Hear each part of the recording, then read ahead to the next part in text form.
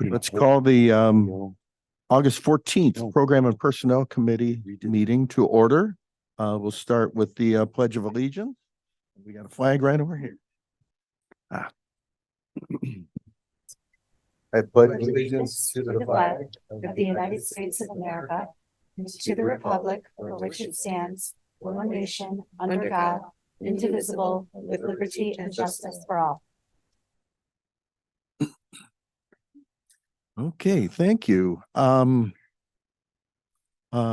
on the agenda, invitation for public comment. Anyone wishing to address the Program and Personnel Committee? Okay, hearing none. We'll move on. Annual review of the D128 Student Handbook, and lo and behold, we have a presentation right there. Yes, good afternoon, everyone. To the students, parents, staff, and community of D128, and to the Board of Education, thank you for giving me the opportunity just to go through the annual review of the student handbook. So annually, per our guidance, and Dan, can you go to that? Thank you. Per 7190, we have to annually have a parent-teacher advisory come together and review the components or the entire student handbook for the year. So next slide, please. So this year we held 2 meetings in April, and we had a membership of students, parents, teachers, LST members, and administrators come together. And this year we reviewed the entire student handbook. Can you go to the next slide? And so we had 3 targets. Number 1 was to review the student handbook and update identified areas. We also wanted to align areas of the handbook with not only school board policies, but ISB code, and then new practices within D128. And then last but not least, begin to identify areas that would need to be further reviewed so that we can have information and recommendations for our next review, which will occur this year in the spring. So just a couple of quick updates. I won't bore everyone. We updated language throughout the handbook. We updated the language for our final exams to make sure that that aligned. The only section that we removed from the handbook was the modified instruction section. We also updated information about transcripts, and then we added gender support guidelines per our work that we had previously done first and at the beginning of second semester with our gender support plans and practices. Next slide, please. All right, and so these are areas that will be reviewed ongoing for the rest of this year. Each committee and or team will take a look at this, and they will be reviewed by stakeholders who are directly involved with each of these sections. And so we'll be looking at physical education, the exemption policy. There are quite a few teaching and learning sections that the T&L team will need to look at. I will be working with the nurses for health services, and then attendance, discipline policies, and registration and student records will be done by student services, and then the code of conduct.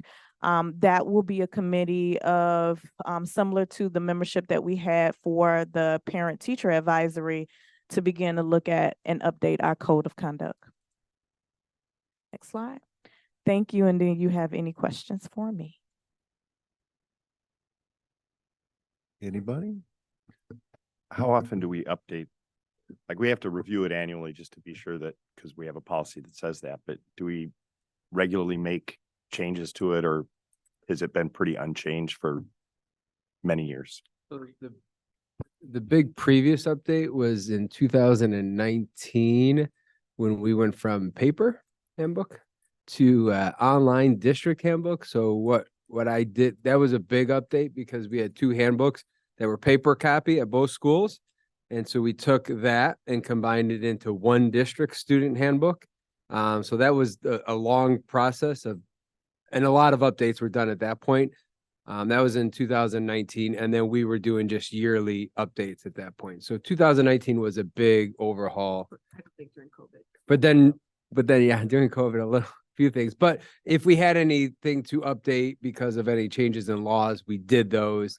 We didn't do a deep dive into it really since 2019. Okay. So we were overdue. So Any thank other you to questions? Aman and her team for all the work they did. So, just to clarify, it looks like the things that already are completed, the gender support guidelines, that's in line with ISB's requirement to have that, correct? Yes, yes. So now we need to transfer the information that we collected from the team, and now we have to update the website. So we have 15 days from the start of school to do that. And so that's what I'll be working hard with the team to go ahead and make sure that now that language is transferred to our website. Got it. Okay, great. And then final exams, that's in accordance with the changes that were made for the spring semester? Yes. And so we had members of the team to begin to look at what the recommendations were for 2023-24. And so that is a section that we'll have TNL just to review and make sure that it'll still say the same. And then that'll be updated into our handbook. Okay, great. Thank you. No problem.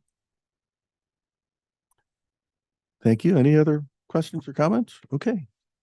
Shall we move on then? Next on the agenda, Power School Unified Talent Platform. Thank you. So currently, we utilize Frontline for 3 areas quite a bit. So absence management, which is teachers entering in absences and substitute and getting our substitute teachers. That's all done through absence management. Another piece is professional learning, and that's where our teachers enter in their own professional development. They can sign up for district professional development. They can sign up to attend professional development outside of the district. And then that is then kind of fed into absence management through some other steps manually. So it's not perfect. Currently, that's what we have with Frontline. And then the other piece that is Frontline is where our applicants, they apply for jobs, and then we do all the onboarding paperwork them through Frontline. Years ago, and maybe Don would know this a little more, it used to be 3 separate systems. Frontline bought a bunch of things, but over the years, Frontline has not invested back into their system. So they bought all these systems. They haven't updated their systems. They are terrible about getting support for us to, if we have issues with our system. And so we're coming to the end of the life of our contract. We're up at the end of this year. So last time we had negotiated a 3-year contract. And so we're coming to the end of our life. So we started looking last year at what our other options were. There's a lot of people that have jumped ship from Frontline in some of these areas. So some are doing absence management with Red Rover and a combination of Skyward. They're keeping applicant tracking. Some of them don't use professional learning. So one of the things though I really wanted was one platform for all of this to make it, so that it could talk to each other a little bit, the absence management, professional learning, but also so that our staff is not logging into 10 systems just to get into things. So we looked at Red Rover. They only do currently absence management. That's it. And subtracking. That's all they do. I think they're getting into the world of applications, but they're not there yet. They don't do professional learning, and I don't know if they'll ever get there. So we looked at Power School. We already have Power School for our student information systems. I talked to a couple of their schools that went with Power School. Even in the midst of COVID, they went, and they've been very happy with the changes that they've had at their schools. So the other piece of this was trying to figure out timing of doing all this. So our contract with Frontline ends June 30th. My understanding is we're going to get cut off June 30th. So whatever isn't in there, like whatever we need as of like July 1, if we go to a new system, we need to have all that information. So it started looking at how can we do this? And I started talking to Power School and looking at this. The problem with like the applicant tracking piece is that we still were hiring this summer. So as of June 30th, whoever applied for jobs previously, wouldn't carry over into our new system if we went to a new system. The substitute teaching and professional learning is by school year. So, that's something that we need to have ready to go July 1. Nothing really carries over because we have a change in a school year.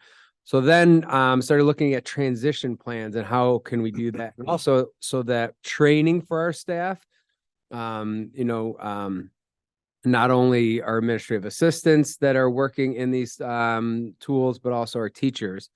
So one of the things we looked at was, can we set up the application piece to start maybe December or January? So that when people start applying for a job, if that job is open, we still have all their information in there come July 1 for jobs that we are posting.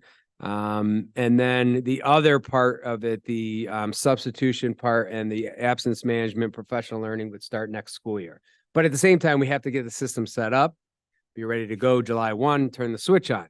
So with Power School, we looked at starting actually September 1 of this year. But that's really the setup piece of it behind the scenes. And then in December, my goal is December when we post some of our first administrative openings for next year, to have the application part set up with Power School. And so new applicants would go into that system. We would do onboarding for that. That doesn't affect really like our current teachers or some of our staff. It really affects myself and HR and the business office of people applying for jobs.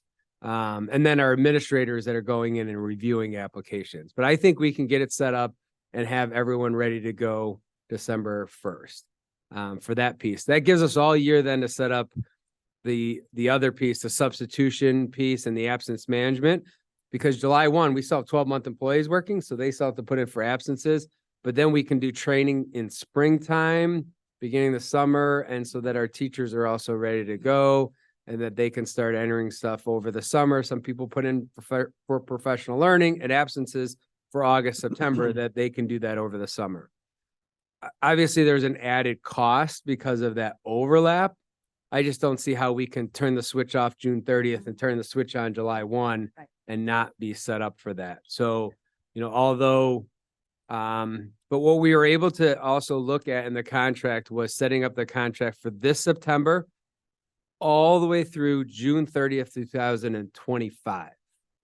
So not this 2024, but the following June for $47,000, which includes really an initial startup cost on September 1st, and then July 1, another cost kicking in, with then the annual cost being $19,000. And right now we're at frontline at $28,000. So it's a savings of $9,000 per year. Yes, there is an upfront fee that we have in there, but in the end, I'm also looking at trying to get this implemented and not overwhelm our staff. Mhm. Well, the overlap certainly makes a lot more sense than waiting until July 1st. Mhm. So I think that's well thought out.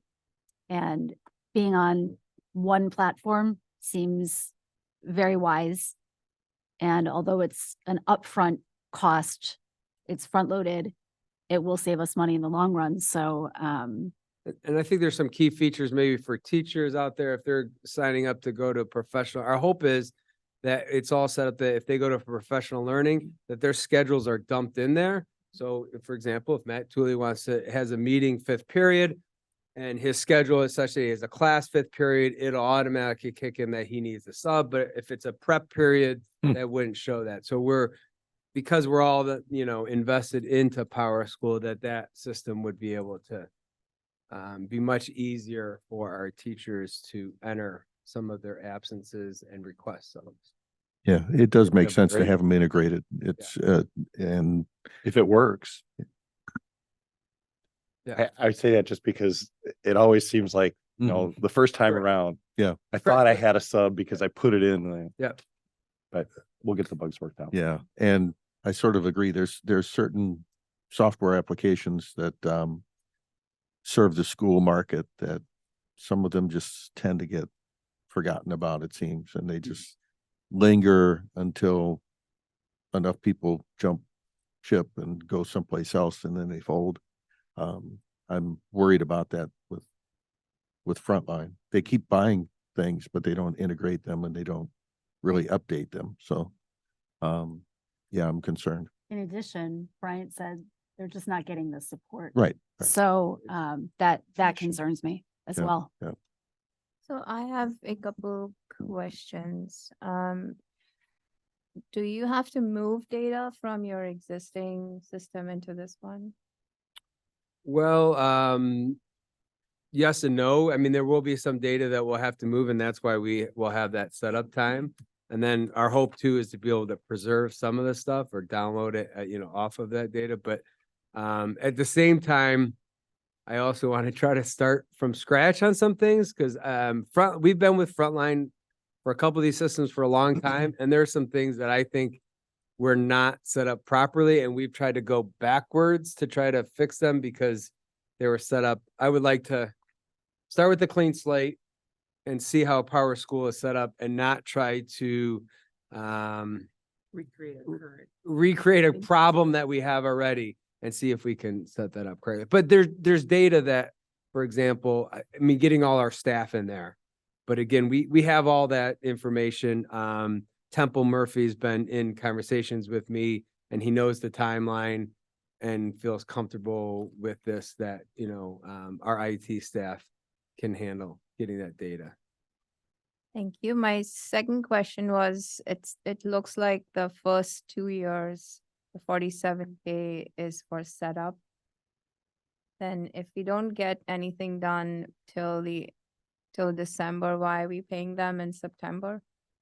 So the 47 goes all the way through June of 2025. So it's really almost year. 22 months. That 47,000. Obviously, they want some money up. They want some money because they're going to put their project teams in place on September 1, and we're going to start that process of our teams meeting with them to set up. I was just curious to see if you can break that 20K into something at start and then something when you get your first delivery, which would be when you have your applicant tracking on board. On December 1. You could still pay them 47, but maybe more than one payment. So you get something when you sign the contract, so you have people available to work with you, and Mhm. then you kind of go based on when they actually deliver something. Because if they miss your June date, then we are in trouble, right? Because there is no system for us to use on July. I didn't 1st. read the contract. Is there a holdback provision? Does the contract allow us to hold back money? Depends on how you've written it. I mean, unless I I ask them did for not that read through the September 1 contract. date of 20,000, 10,000 and 10,000 in December, whereas then the July 1 is 27,000 that is due. Yeah, so you're not paying the whole 47 up front. No. You're paying the 2365 or whatever Yes, in September. in September, and then holding back 27,349 until June of 24. And then you need to make sure, I'm sure your IT folks have thought about this, but with the frontline system, make sure that they actually delete our stuff. Mhm. And I don't know if they'll charge money for that. I don't think that's in our current contract, that there's a charge for that. Yeah, they actually legally they have to. Yeah. With the way data privacy laws work for schools, they're required to, at Okay. our request, and immediately delete any data that we request them to delete. Okay. Good question. The contract spells out really detailed implementation phases, what they're going to do, when they're going to do it. The only thing that caught me by surprise is that the first several pages are all about what happens if we have a problem. It made me nervous to look through the rest of the contract, knowing that they're front loading this with arbitration. Like, so they must have experience with going into schools where they thought that the system was going to do this, but it doesn't quite do that. So now they have to rewrite what it is that they're going to do to deliver that service. And then there's charges that go along with that. We I just know went that- through the implementation with MTSS and, we had weekly meetings that were set up and they want to be able to hit the marks for us. And so I think that's part of it too, is that they're pretty stringent because they don't want us coming back and saying, hey, Right. we didn't make it for the, school year this year. So the MTSS was, a lot of work with our team meeting and they were able to get that done. But I mean, when we met the first time, it was, the guy setting it up was pretty, like, this is what you're going to do, and it was good. I think in putting my tech hat on for just a minute, I think a lot of that, especially with a system company like Power School, they work with so many districts. Yeah. Not everyone has the technology team that we have at D128 or at many of the districts around here. And so that, they're trying to protect the process where they go into a district and they say, oh, we didn't expect this, or we have no way to do this, or we have no way to provide you with the, where it's kind of, nobody's getting into a situation that they expected and they don't have really the resources to get out of it. So, I think a lot of that's, it's protecting them, but it's also, protecting them not from people, systems like us, organizations like us. And of course, it's written by lawyers. Yeah, of course. Well, that's what I felt like at the Yeah. beginning. Okay. And then when the actual professionals that are doing the job take over, that language is all really straightforward and Mhm. like they have a really detailed plan. So I'm Can I comfortable with it.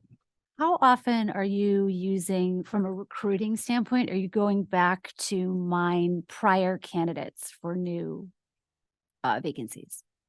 So actually currently in frontline, we only get older applications. They get deleted after, I think 2 years anyways. So even then we don't have the case. So yeah, so there's applications in frontline that as of July 1, we may lose. So we're going to try to see how we can get some of that information off of there. But after a while, that stuff goes away anyways from frontline. Yeah. And I assume most applicants know that their information isn't stored in perpetuity, Correct. but I wonder if you have the capability to send a communication to Yes. everyone, Oh, yeah. like we one can, yes. to say, just so you know, we're moving to a new system, so Yep. your information Yeah, so may that- not be retained. That's part of it too, by having that transition program, that if that transition time from December to July 1, that we still have frontline that we're still using. But yes, we can send mass emails and, Yeah. easily on that. Okay. Any other and I assume so we're Skyward for financials? We do have Skyward for financials, yes. And so any of the absentee stuff. We are trying to get Considering that that kind of integrated, thing. and Yeah. we have struggles with that right now with frontline, but our goal is then for Yeah. all of this to integrate. The hardest thing is that Power School owns their own system and Skyward is owned by somebody else, just like Frontline and Skyward aren't owned by the same person, but we feel we can also integrate that, but it may take some work on our end. Okay. All right. Any The- other questions, comments? The only other comment I'd make is you'd have to probably in Q1 next year, see if things are going on track because the dates are so close, because you have 30th June where one contract ends. Mhm. And if it looks like it's not gonna make it, Oh, we have to make it. We'll make it. Yeah. We don't have a choice. okay. Okay. All right. Next on the agenda, certified staffing update. Yeah, so I wanted to so take us back to spring of last year when we in March at the board meeting, we brought all of our certified staffing recommendations And that included, all of our teaching staff, non-teaching staff. And during that time, we also brought a 1.0 FTE contingency request, which we have used in the past, probably not all 1.0 every year, but we have used some of that contingency. This year, due to some increases along the way, we utilized, we started out with a 0.2 FTE, which is really one section of biology at LHS. So 0.2 means a 0.1 one semester and a 0.1 second semester.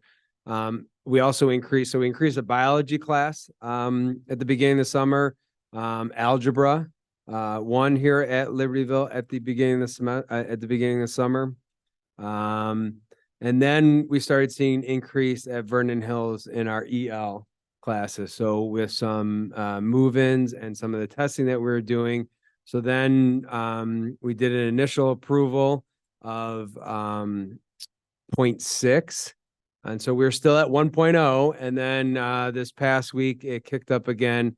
And at Vernon Hills came back with their classes and their support classes and their classes to increase another 0.2, which is 0.8 total FTE for EL, but 1.2 total for the district over the summer that was added, and that increases, that's over the 1.0 FTE. So we wanted to bring that to the board, that we're over that 1.0 FTE. Also, this ties in looking at our optimums that were the first year of our optimums with our contract.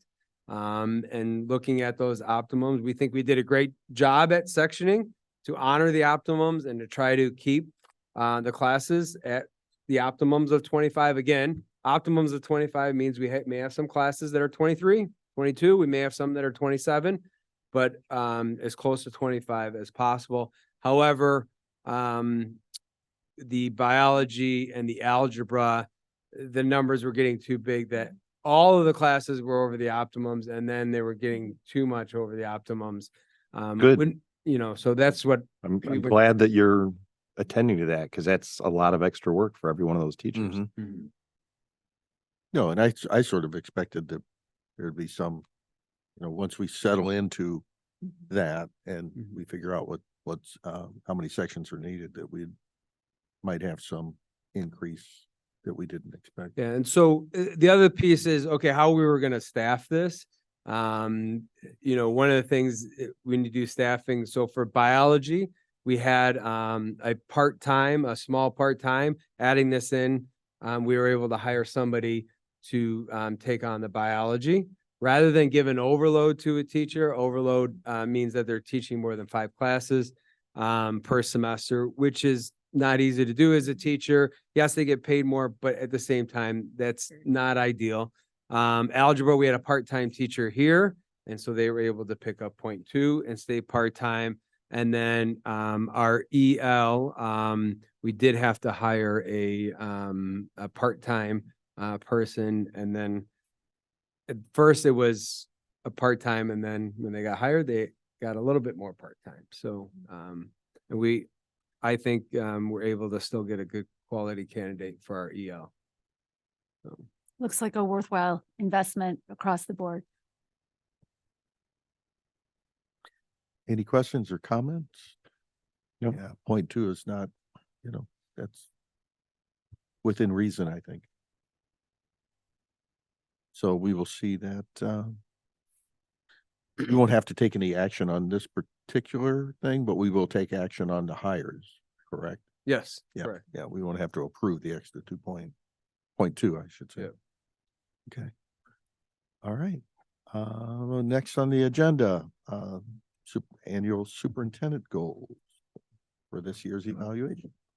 Yeah, so I met with Lisa a few weeks ago, and based on the conversation that we had as a full governance team, as well as looking at the work ahead of us for this year, she and I came up with the following draft goals and then some targets that would be hitting those goals.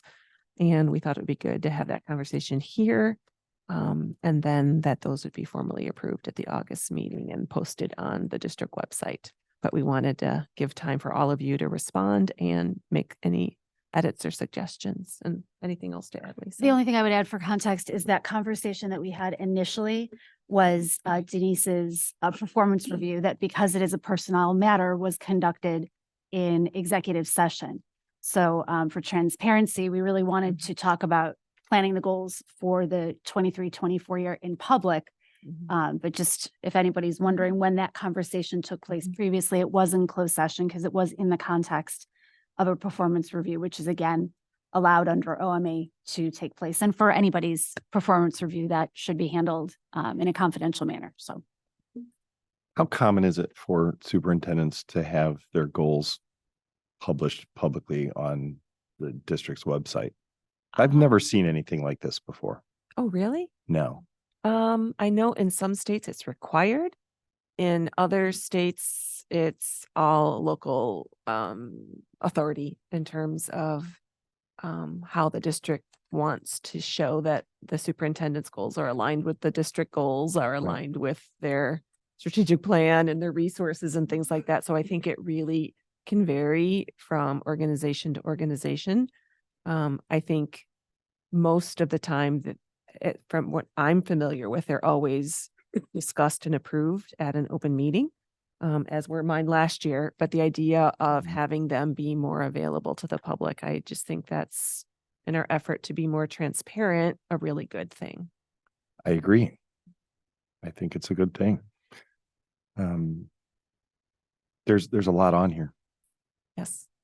It's ambitious. It's everything we talked about, but that's a big job right there. well, you'll note that some of the wording you'll note is that, this is a team effort. Sure. I see all their initials. Yes. But I think it's important to note that as a board, we have one employee. Right. So our accountability factor is with the superintendent. And that's why it was important to Denise and I to make sure we discuss it publicly and make those goals public, not just for the community, but for everybody who works in the district. Because I think sometimes through the telephone game, even though you might have the best of intentions, what we talk about doesn't always get filtered down to every member of the staff. So if there's ever a question of why am I being asked to do this, this is where it starts. This is where all the work that we're undertaking for the next school year. And some of this is, we've got multi-year goals embedded that, the accountability measures, we're going to try to break up for one school year so that we can be clear on accountability. But, as you said, there are some ambitious things that will continue to move forward year after year. And, as a board, I think we can agree we must be ambitious. I guess I had a similar reaction as this is a lot, normally you think of goal setting for an individual to be measured on for future performance evaluations. You try to come up with a succinct list of achievable goals but if you're comfortable with it, and there are, many initials on here, so it is a team effort, and I know that, but that was sort of my initial reaction to it. It's just, there's a lot here, but there's a lot of really good stuff here. It's important work. One of my mentors, who was a superintendent in Ventura, California, I did that during my internship as a first-year superintendent in California. And one of the things that she shared, and hers was a little bit different than this, but it was an agreement between the board and hers, how she looked at it with what are the major not just initiatives, but making sure the work, these targets are aligned with the goals, and that you agree that this is really where the resources and energy need to be focused. And that not getting into nitty gritty, like each one of these could have an action plan, but that this is making clear for our professional relationship as well as for all of the staff and parents and other people that this is what we're identifying is the most important way I should be spending my time, and that I should be directing the district office team to be spending their time. So I think that the three sections, I color coded it to be three on purpose. The top three are about culture and climate. The middle three are about what we need to do to implement the strategic plan for this year's work. And then the bottom are the other innovations that we know we've identified as being critical for, our grading and assessment work, our looking at the way we use time, and then other things to build leadership capacity. And that's sort of my personal professional goal about really continuing to grow my ability to delegate, as this is an example of that, I believe. So. I really appreciate that you outlined this, and to me, it looks very clear in terms of how you plan to delegate and to who receives those responsibilities within the DLT. But something that wasn't apparent to me, and it's not a criticism, it's simply just, I'm curious. I would love to know how you plan to measure these targets. And how do you know when they've been fulfilled? What does that look like? How do we know that you, our singular employee, is holding your employees accountable? And frankly, it's not our business to care about the action plan or whatnot. But I would love to see evidence or some type of measurable benchmarks, I suppose, if that's at all possible, just to kind of let us know how you're progressing on those goals over time. I will again provide the board with a mid-year update in January. And so I would be, for example, the first one under culture and climate, each DLT person will implement and monitor a plan to grow collaboration between themselves and staff. I would then have some sort of artifacts to show here's what each person's plan was. Here would be some evidence, some frequency data, maybe a satisfaction survey. So I probably in my head have ideas on the kind of artifacts for each of these that I will be able to present. And I could add another column maybe, or some of the other things I wasn't quite sure how much detail all of you wanted, but I definitely anticipate providing some sort of artifact or measure of progress both in January and then again in May.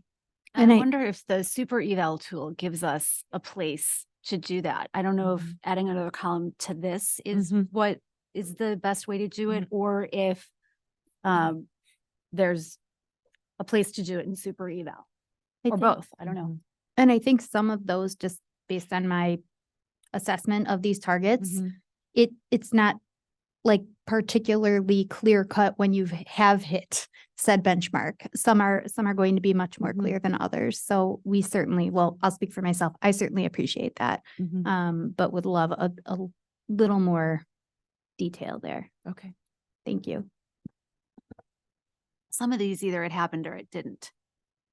Yeah, some are pretty straightforward. Yeah. Others are a little more, Nuanced for sure. yeah. We don't have a specific policy that requires that we have goals set up like this, No. but it wouldn't bother me if we did have a specific policy that spells out going forward. I mean, you're going to be here a good long time, Yes. but in the future, we will have another superintendent at some point, and it would be good for that future board to have that guidance, because I think this is a step up. That is one thing that in many superintendent contracts, something like this are because these can be linked to performance enhancements or other things like that. So other superintendents in Lake County, not to this degree, but they have what would be the superintendent goals are embedded in their superintendent contracts. My contract references the need to do this process to establish goals annually and to report to the goals to the board on the progress that I've made toward those goals. But we could use some sort of template like this to say, and the goals will include information such as, and you could let me know. Posted annually. whatever we Yeah. want to say. In board policy 340, which is titled superintendent, it's in section 3 under general school administration. There is a category called evaluation. And I'm just reviewing it quickly to see if it does specifically say that. I thought it was more general, Mhm. that we are required to evaluate.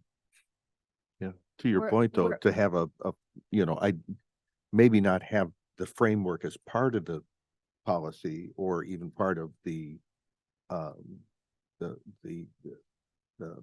Well, it references the contract. right. So rather than having, you wouldn't want to put these specific items in a contract, Right.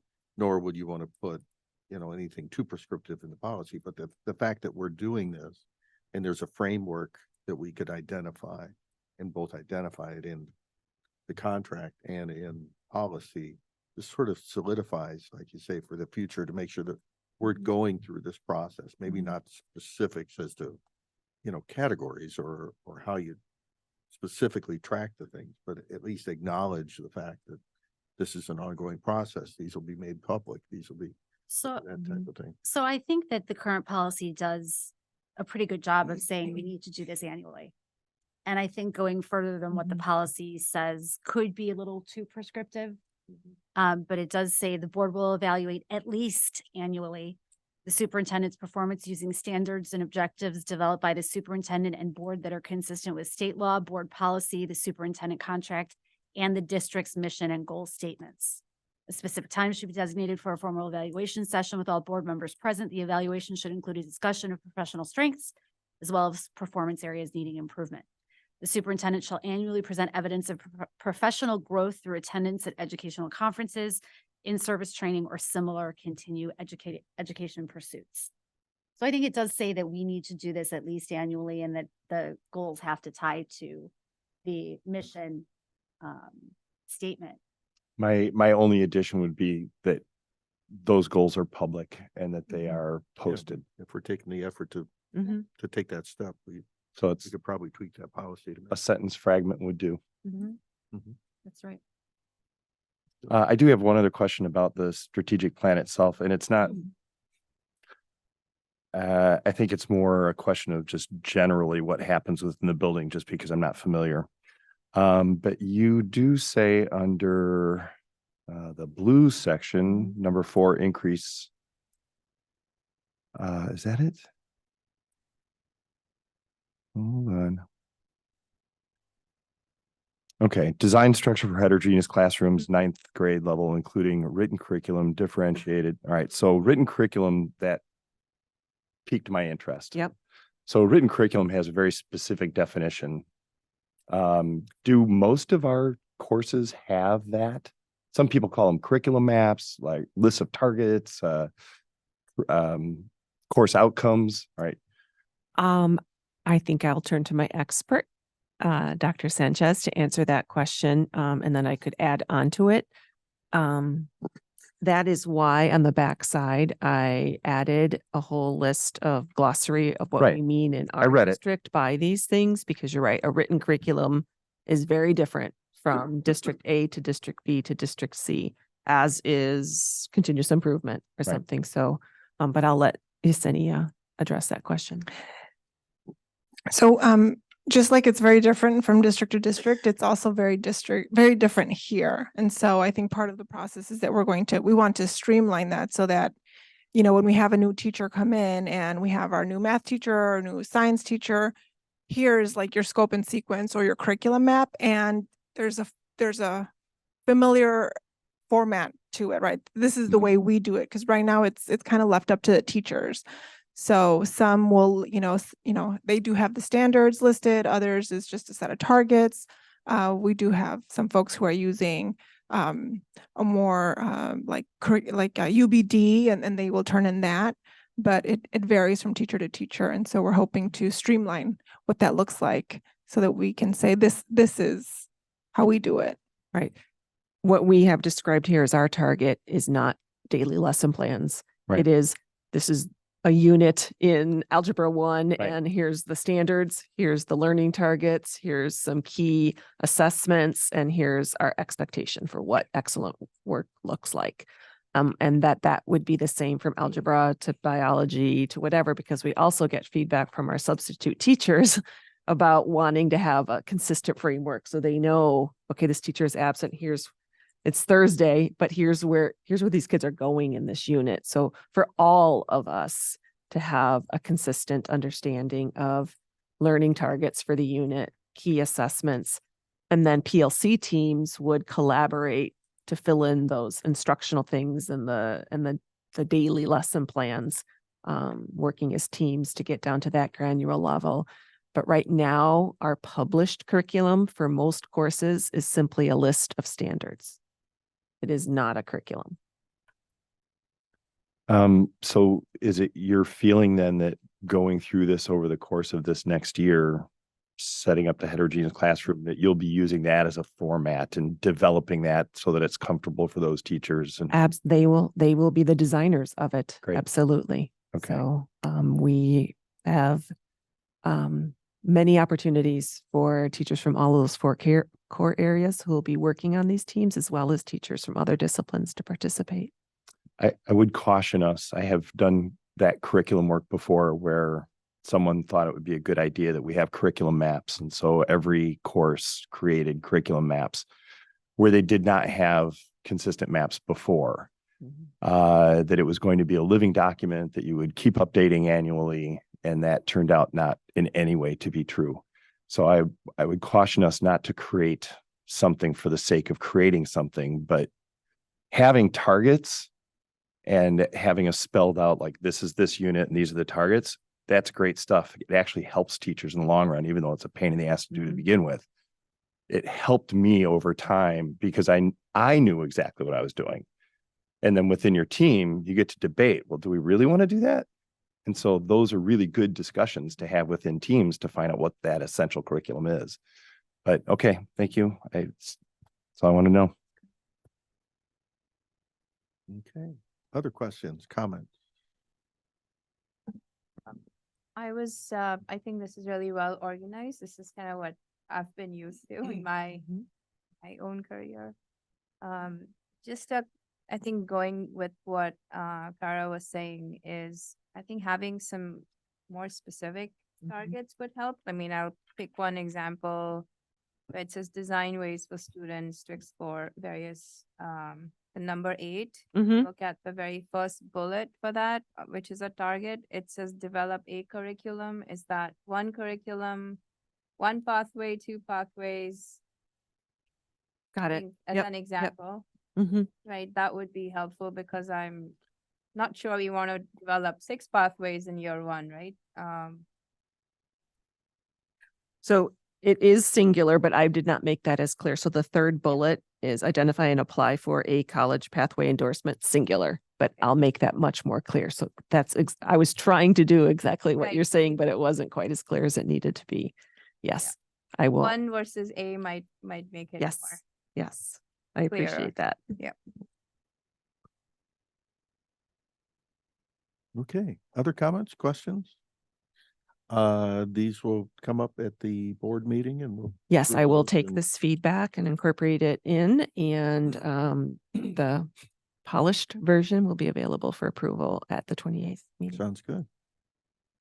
Okay, hearing no other comments, we'll move on to employment of employees. We have a list of a stack of resumes here for people that we're employing. It's this time of year.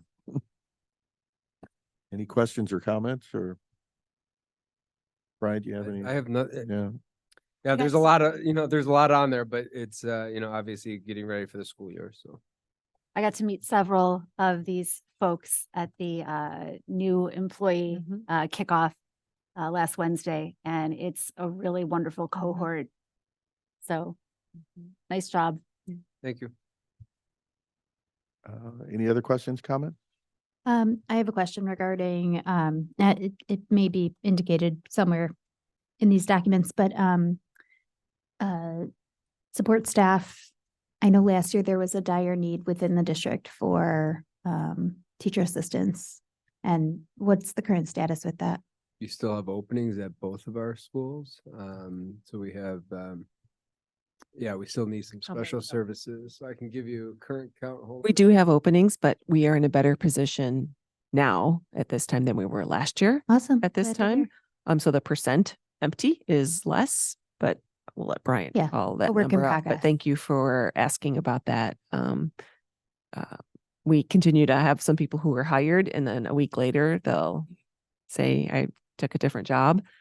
So we definitely see more turnover in our ESP roles and in some of our teacher aides than in other areas. Yeah, probably too early for a positive trend to declare that, but glad to hear it's trending a little better than last year. And we are definitely, our peer districts have the same Of challenge course, filling those of same course. positions. And we're fortunate that our teaching positions are filled. Yes. And I know that there are other districts that can't say that, not only in our state, but across the country. So we're in a definitely needing to hire more support staff mode, same as last year, same as our peer districts. It's very important that we fill those positions, but we are in a better position than most districts. Mhm. Our current update transition pathways, we have 1 teacher aide position open. Vernon Hills, we have 3 special services aide positions open. Libertyville has 2 special services aide positions open. And Vernon Hills has a physical welfare aide position open. So that's how many? So that's 3, 4, 5, 6 openings. And then we have a part-time cafeteria monitor position open at Vernon Hills. And then we have a LST secretary position, so a clerical staff, office staff here at Libertyville and our learning support team. And then College and Resource Center secretary position at Vernon Hills is open. So we do have some key positions, but we're still in the hiring process and hoping to fill those as quickly as possible. And I want to thank Mary and Bryant for the work they did over the summer, increasing our advertising. We have the kiosk at the mall that shows our open positions. We have signs at both entrances. So in addition to, and we also send messages out to our own staff to say, we have openings if you have neighbors or colleagues who you think might be interested. So Bryant and Mary have both been doing a great job trying to get the word out and maybe make our needs known to more people who, wouldn't think of working for a school. So thank you both. Sounds good. So we'll see those at the board meeting later in the month. Any other questions or comments about those? Okay. We got a list of future agenda items. I know a couple of the things we just talked about, the Unified Talent Program, that kind of thing, platform. Anything to add or discuss with these? Okay, hearing none. Sounds like it's time to adjourn the Program and Personnel Committee meeting, which is pretty good. This is a pretty I do have a quick efficient one question. for us. Under future agenda items, it seems like there's a bunch of F&F stuff on the, Yeah, it's PMP. a mix. just everyone. It's All the right. same on both, yeah. Yeah. Thank you. Do we want to take a 5-minute break or just power Keep through? rolling? Yeah. Let's go. All right. All right, let's call to order the Facilities and Finance Committee meeting for Monday, August 14th, first day of school. We'll start with invitation for public comment. Is there anyone in the audience that would like to address the board regarding facilities and finance? Is your mic on? Is it? I don't know. Yeah, Oh, no, I'm not talking. Okay, I'll ask again. Is there anyone in the audience that would like to address the board regarding facilities and finance? We're good? All right, moving on. Items for discussion. We're going to start with item A, CPPRT update. Dan?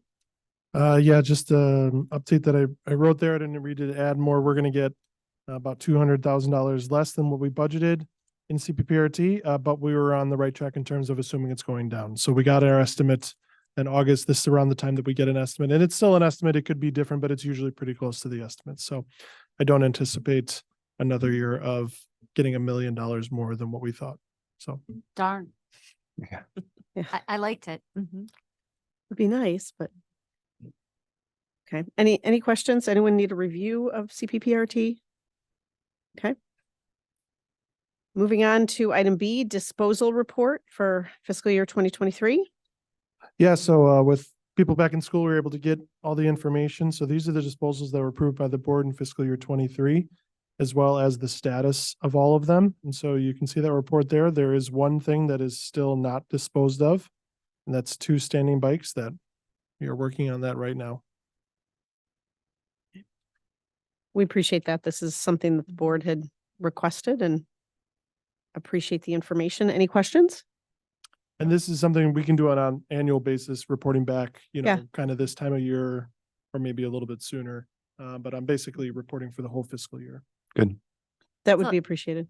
It's nice to see that the proceeds, although minimal, from the disposal of technology were donated to Lake County Haven. Thank you. Moving on to item C, summer 2023 capital projects update. Busy summer. Mark, you want to walk us through? Sure, it'd be my pleasure.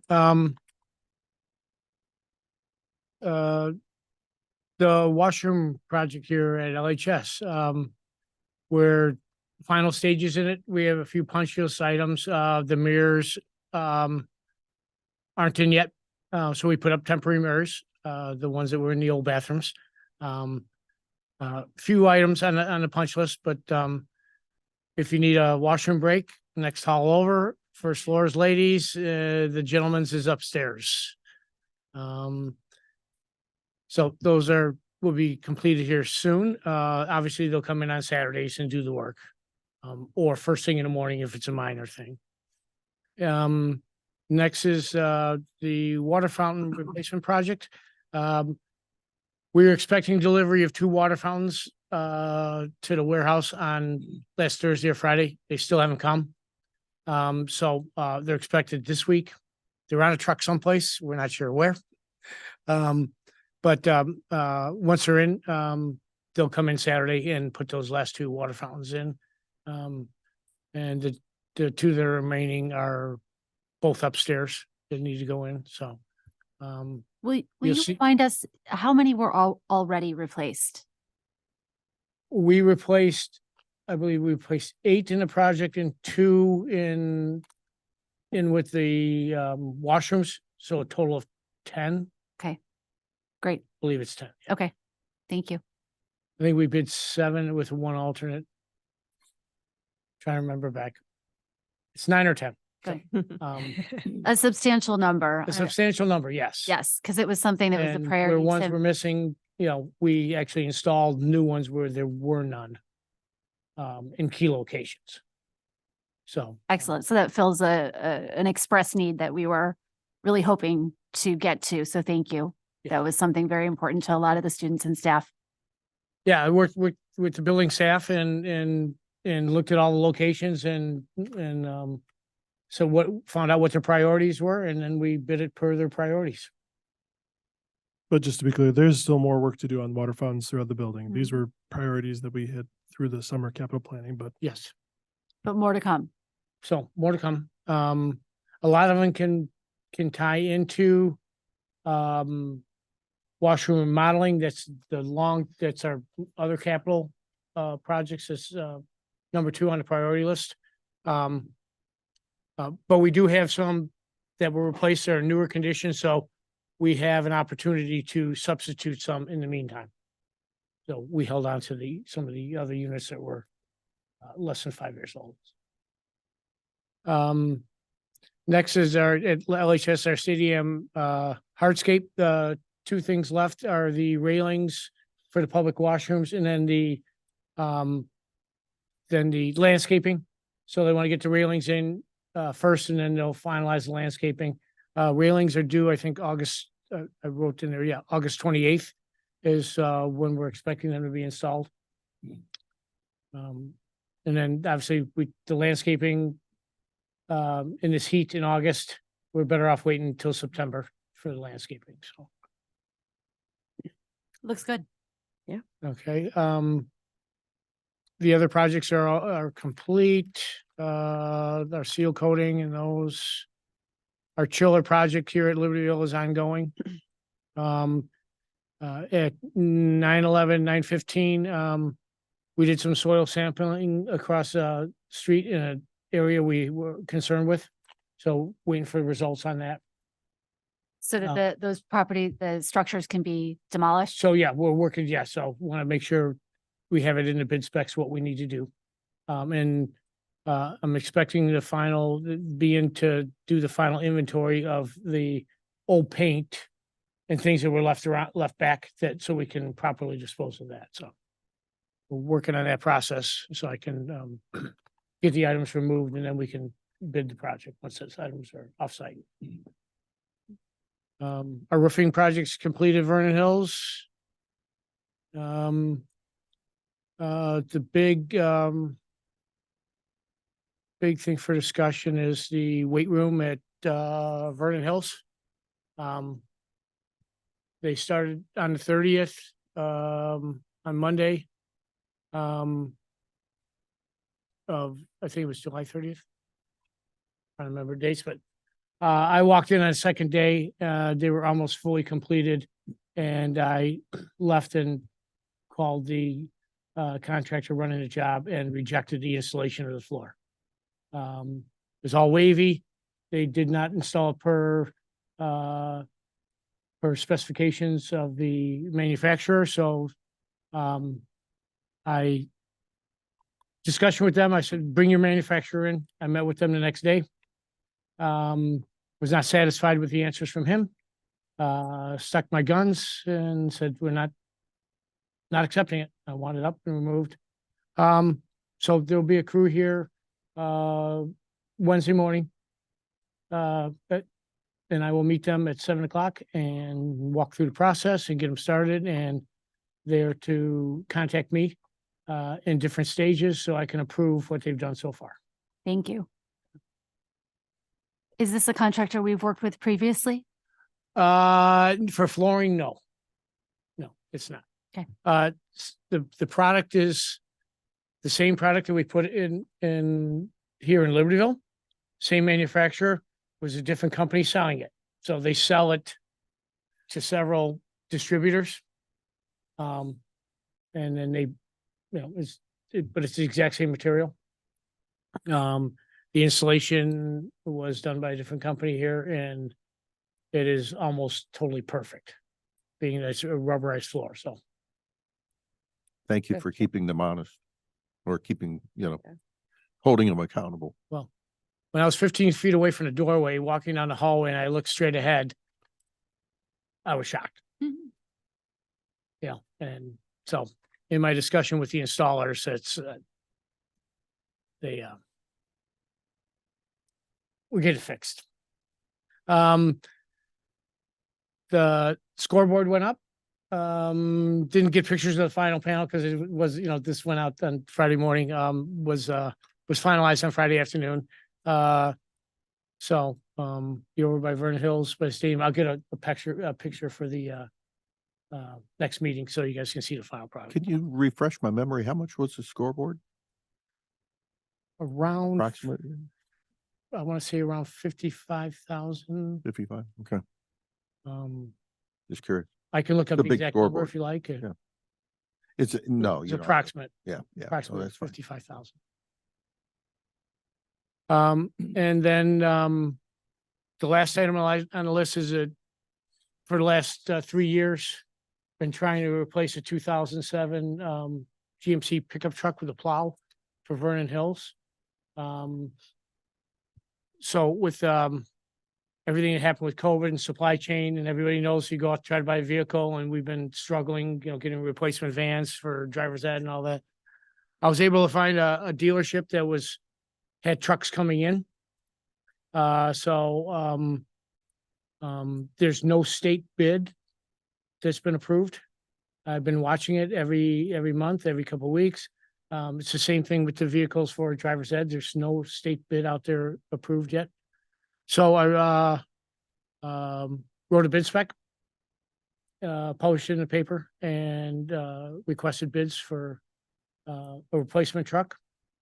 And, so, we got, one bid from Coons Auto Group. They're up in Antioch, from their, commercial division there. And, for truck and plow, safety lighting and everything. The truck is there on the lot. It goes out on the 18th for the safety lighting. But they've acknowledged your bid and they're gonna hold the vehicle for us for board approval.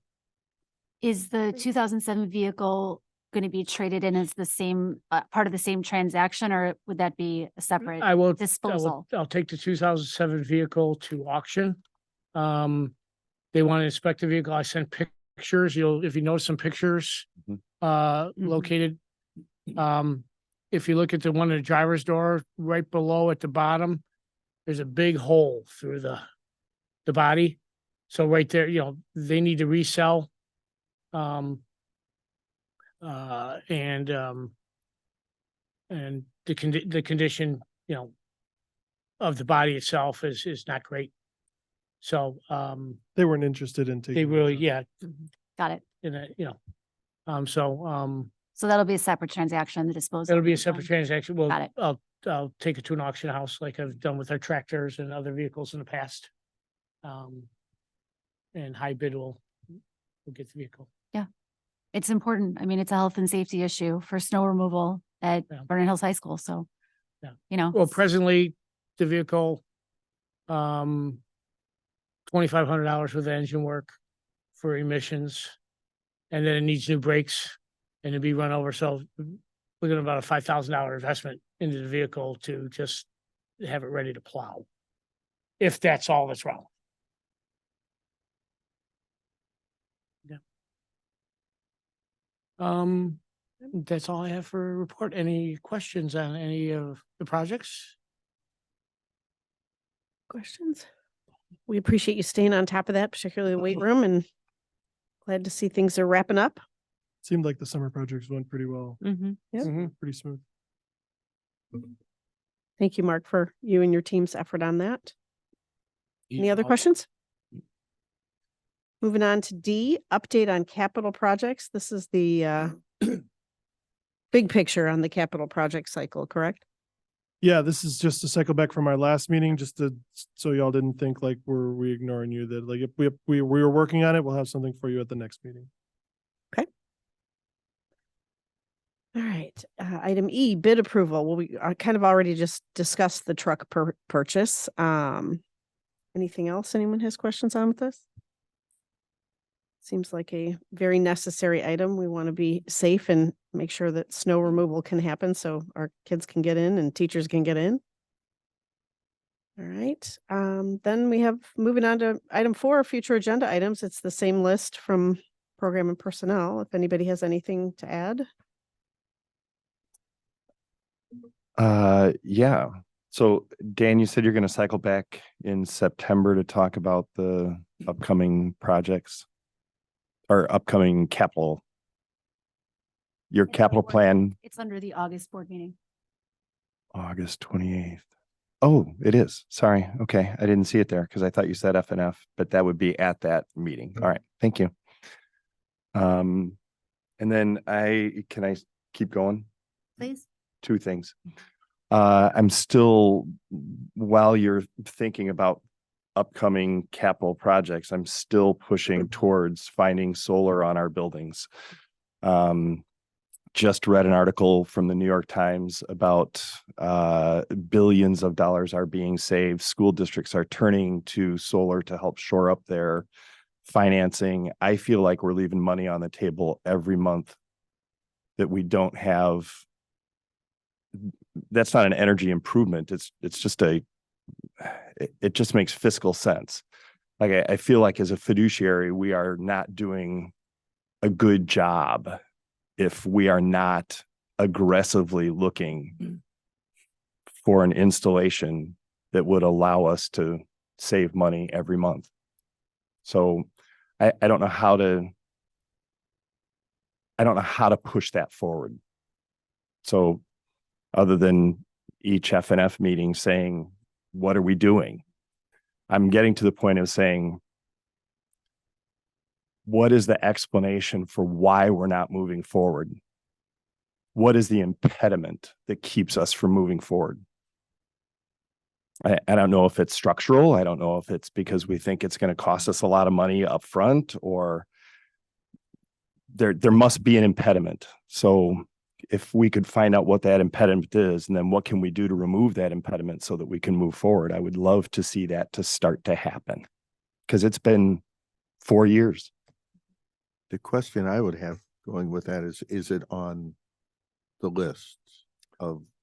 Well, that's why I'm mentioning it now, so that if it's So that not, would- it is on the list. Mhm. And the question that I raised last time was, if it doesn't cost us anything, and the reason why we are prioritizing is because of money, then any project that wouldn't cost us something should automatically float to the top.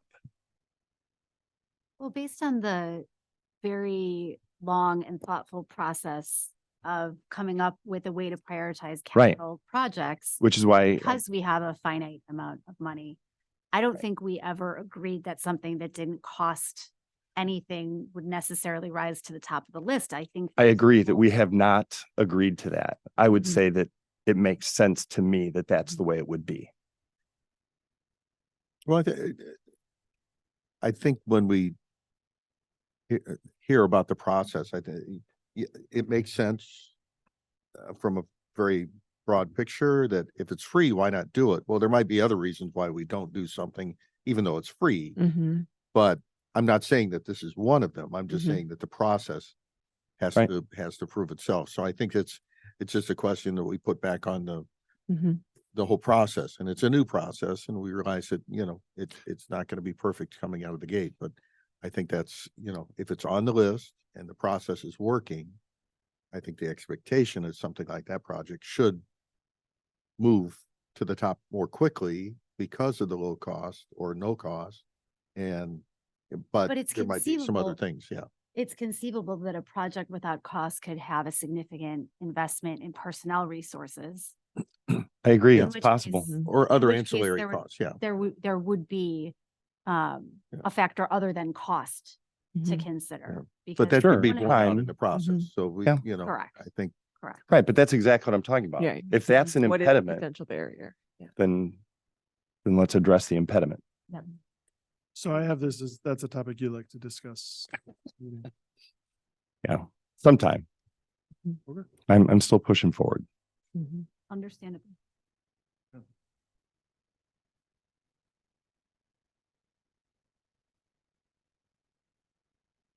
I have nothing else. Is that Or, your oh, thing? no, you're right. Yeah. There was one other thing.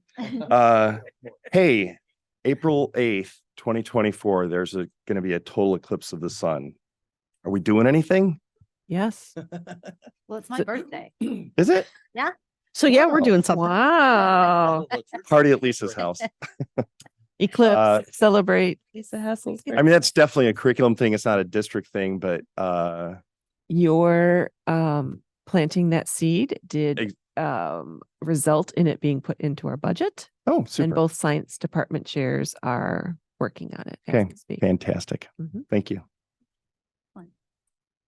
Maybe not as we speak. Well, around, Wheels are in motion to have everything ordered before the rush. Yes. yeah. Mhm. Mhm. They happen a couple times every year, but not where you can see them. Most of them obviously are in the oceans because the oceans are big, but the next one that'll go by this area, or at least over Indianapolis, will be 2158 or something like that. But we were lucky because we had two just in, 4 years apart. Mhm. So I was going to say there was one not long ago, 3 or 4 years ago. Yeah, I remember. I went Mhm. to Columbia to watch totality. Mhm. My wife and daughter cried, openly cried. Like it is a moving event. Mhm. Yeah, Thank you for bringing it to the district's attention. Mhm. thanks. Mhm. Any more? I'm done. Then this adjourns facilities and finance at 7:46. Six. This is, 6:46. this is a crazy trend.